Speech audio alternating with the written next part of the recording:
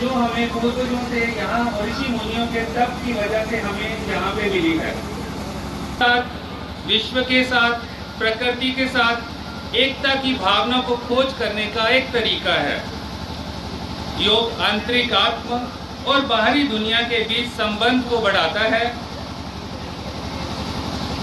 योग व्यायाम ध्यान केवल आसन ही न होकर हमारे नैतिक सिद्धांतों को भी एकीकृत करता है।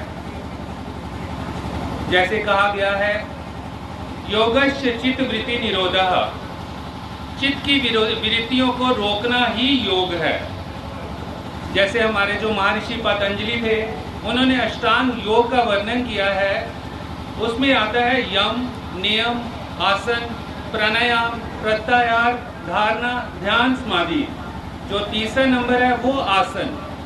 तो ये जो आसन है यही हमें समाधि तक लेके जाते हैं। समाधि मतलब मोक्ष। तो उसका सबसे आसान और बेस्ट वे है आसन, योग करना। योग ना कि सिर्फ शारीरिक बल्कि मानसिक, आध्यात्मिक और आत्मिक पहलुओं को भी एकीकृत किया जा सकता है। योग केवल स्वास्थ्य के लिए ही नहीं बल्कि प्रकृति संतुलन और साथ में वैश्विक सद्भावना, इसको भी बढ़ावा देता है। योग जीवन में एक स्वस्थ व संतुलित जीवन शैली को प्रोत्साहित करता है तथा मन में सकारात्मक विचारों का संचार करता है। धन्यवाद।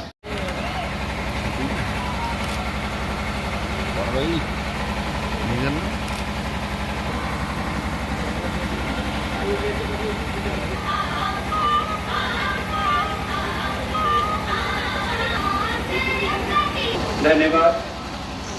उनका अभ्यास करेंगे तो प्लीज मैं सभी से रिक्वेस्ट करूंगा कि वो सब अपने आसनों पर खड़े हो जाएं और ठुड्डी को वक्ष पर स्पर्श कराने की कोशिश करें। श्वास लेते हुए सिर को जितना पीछे स्थिति में ले आए, इस विधि को 2 बार दोहराएं।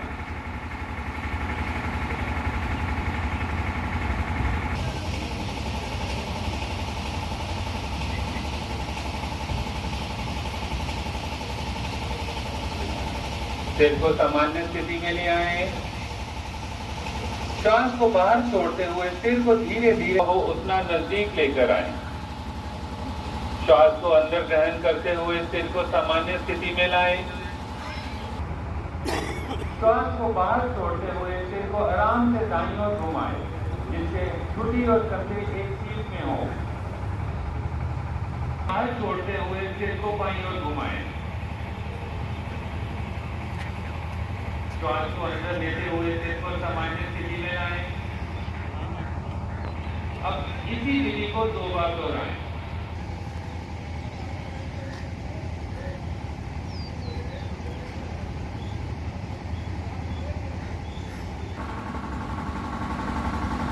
श्वास को अंदर लेते हुए ग्रीवा को पीछे ले जाएं, फिर श्वास को छोड़ते समय वापस ले आएं।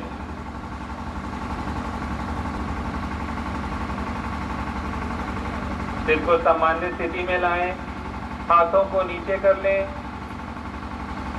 कंध संचालन, पैरों को एक साथ मिलाकर एवं शरीर अपनी दोनों भुजाओं को सिर से ऊपर उठाएं, हथेलियां बाहर की तरफ हों।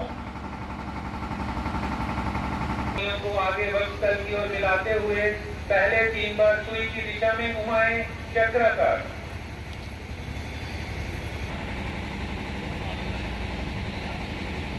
श्वास भरते हुए दोनों कोहनियों छोड़ते हुए नीचे लाएं।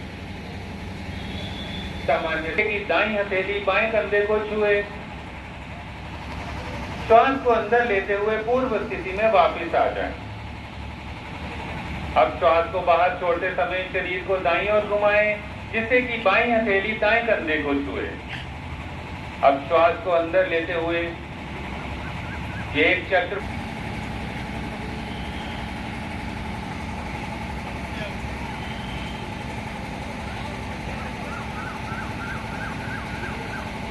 सामान्य श्वास लेते रहें। गुड। हथेलियां नीचे की ओर रखें। अब श्वास को छोड़ते हुए घुटनों को मोड़ें और शरीर को आधे बैठने की स्थिति में ले आएं।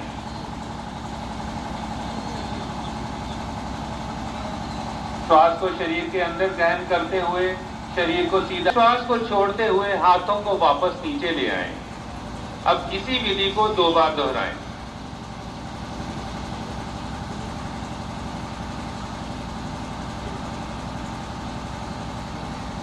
ये आसन, ये सूक्ष्म व्यायाम थे। इसके उपरांत मुख्य योगा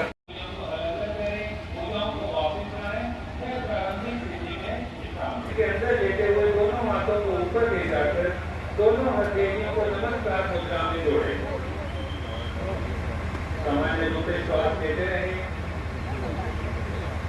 श्वास को शरीर के बाहर छोड़ते हुए हाथों को नीचे लाएं, पैरों को पूर्व अवस्था में वापस ले आएं। और इसी अभ्यास को पुनः बाएं करते करें। ये आसन तंत्रिका से संबंधित स्नायुओं और समझौता एवं एकाग्रता बढ़ाने में सहायक है। हथेलियां जमीन पर स्पर्श न करें। सामान्य श्वास के साथ शारीरिक स्थिति में 10 सेकंड तक रुकें। श्वास को शरीर के बाहर छोड़ते धीरे धीरे प्रारंभिक अवस्था में वापस लौटें। यह आसन सर्वाइकल की स्थिति में विश्राम करें। यह आसन शरीर के ऊपरी बढ़ाता है। मरीचिकासन अथवा वज्रासन। वह एब्डोमिनल सर्जरी वह आपके मेंस्ट्रुअल साइकिल के दौरान कृपया इस आसन का अभ्यास न करें। बाएं हाथ को दाएं घुटने के पास लाएं और दाएं पेटी को जमीन पर रखें। श्वास को छोड़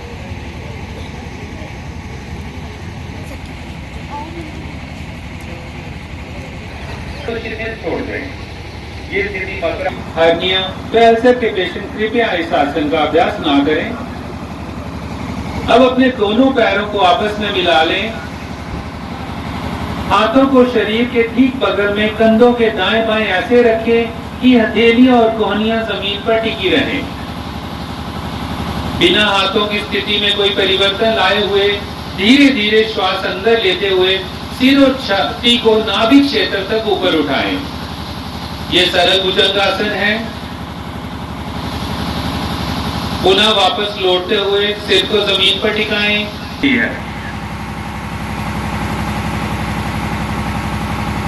पुनः श्वास को बाहर छोड़ते हुए जमीन पर शिथिल हो जाए। तनाव को कम करता है, उदर की अतिरिक्त वसा को घटाता है तथा कब्ज में भी सहायक है।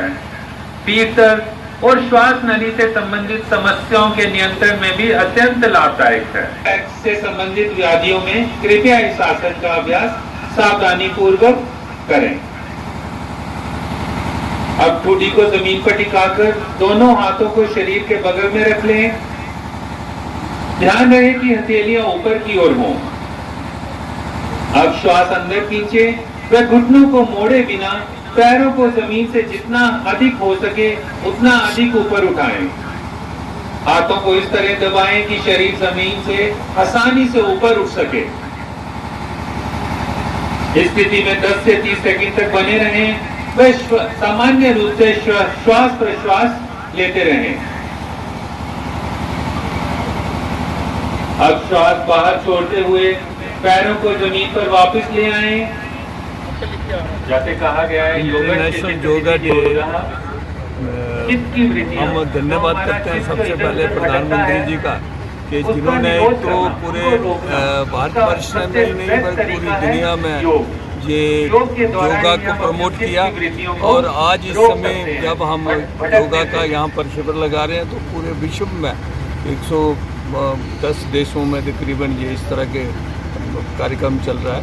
और प्रधानमंत्री जी इस बार विशेष ये योगा दिवस इसलिए भी है कि वो खुद कश्मीर के अंदर श्रीनगर में इस समय मौजूद है।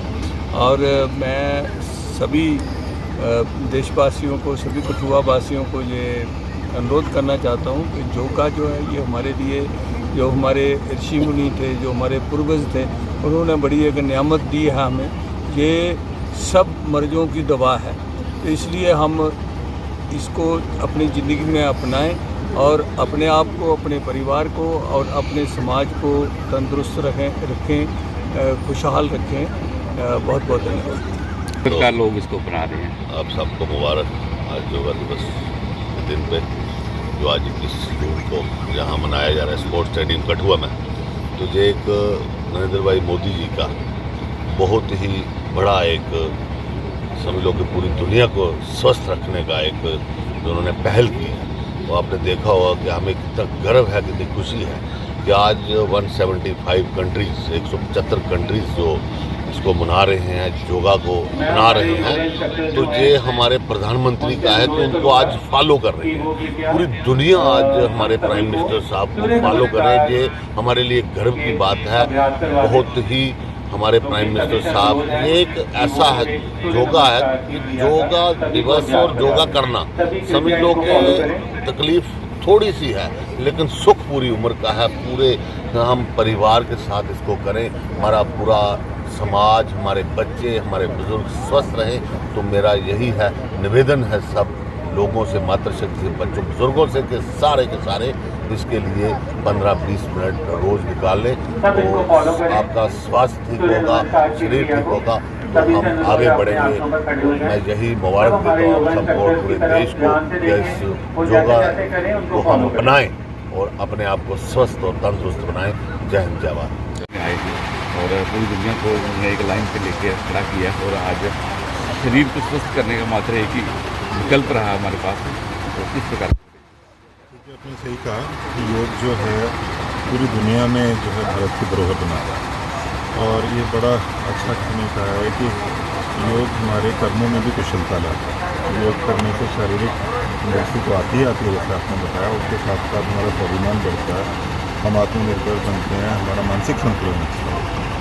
आज यहाँ पे बड़ी भारी मात्रा में पूरे कठोर के सब निवासियों ने आके साथ में एक साथ यहाँ पे पूरा इकट्ठे हुए सब लोग 6 बजे से, और सब ने एक साथ इकट्ठे यहाँ पे आज सबसे पहले काम योगा को बल किया। और अभी कुछ जो है मुश्किल आसमानी जो है यहाँ पे योगा इंस्ट्रक्टर को कराने। तो मैं ये उम्मीद रखता हूँ कि आज की जो एक्सरसाइज हुई है इससे बहुत जैसे देख रहे होंगे यहाँ पे बच्चे भी हैं, बूढ़े भी हैं, हर वर्ग के लोग यहाँ पे आए, बहुत सारी बहनें भी हैं।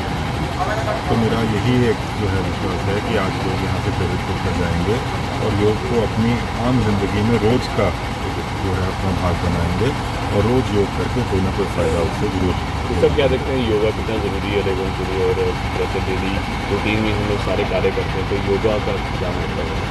योगा सबसे पहली बात है कि योगा एक ऐसा कर्म है जो आदमी कहीं पे भी कर सकता है। इसके लिए आपको ना तो कोई इक्विपमेंट चाहिए, ना किसी स्पेशल जगह पर जाने की ज़रूरत है, ना आपको किसी जिम में जाना है, ना कोई आपको भारी इक्विपमेंट चाहिए, ना ही कोई खर्चा है। और योग के जितने आसन हैं वो बड़ी आसानी से आज यहाँ पे समझाए भी गए हैं। हमारे पास योग का आयुष डिपार्टमेंट में बहुत डॉक्टर हैं जो ये योग कराते हैं। जितने हमारे अमरनाथ से यात्रा के यात्री आएंगे उनको भी लखनपुर में सबको योग कराने की हमारी पूरी कोशिश रहती है। वहाँ पे पूरा हम योगा का शिविर भी वहाँ पर लगाते हैं। तो जैसा आप बोल रहे हैं, मुझे ऐसा लगता है कि योगा को अपनी ज़िंदगी का पार्ट बनाना बहुत ही एक आसान काम है और इसको हर किसी को इसकी कोशिश करनी चाहिए। क्या आने वाले दिनों में जो हमारे स्कूल्स हैं जैसे डे बोर्डिंग स्कूल्स हैं, क्या उसमें भी इस क्रिया को प्रसारित करनी चाहिए? मैं ये जितने हमारे स्कूल्स हैं उनके जितने वहाँ पर जो डिसीजन मेकर हैं, जो प्राइवेट स्कूल हैं, उसमें ज़रूर ये उनको जो है देखना चाहूँगा कि अगर योग का वो पार्ट बना सकते हैं कुछ टाइम बच्चों को अगर करते हैं। लेकिन आजकल हर किसी कोई उम्र ऐसी नहीं रही है जबकि मानसिक तनाव नहीं होती। हर उम्र का व्यक्ति जो है उसको कोई ना कोई मानसिक तनाव रहता है और योग इसको दूर करने के लिए बहुत अच्छा है। उसके साथ साथ बहुत सारी ऐसी हेल्थ की कंडीशन है जो योग हमसे दूर रखते हैं, तो उन सबको ठीक करने के लिए स्कूलों में अगर योग भाग बन सके तो बहुत अच्छा।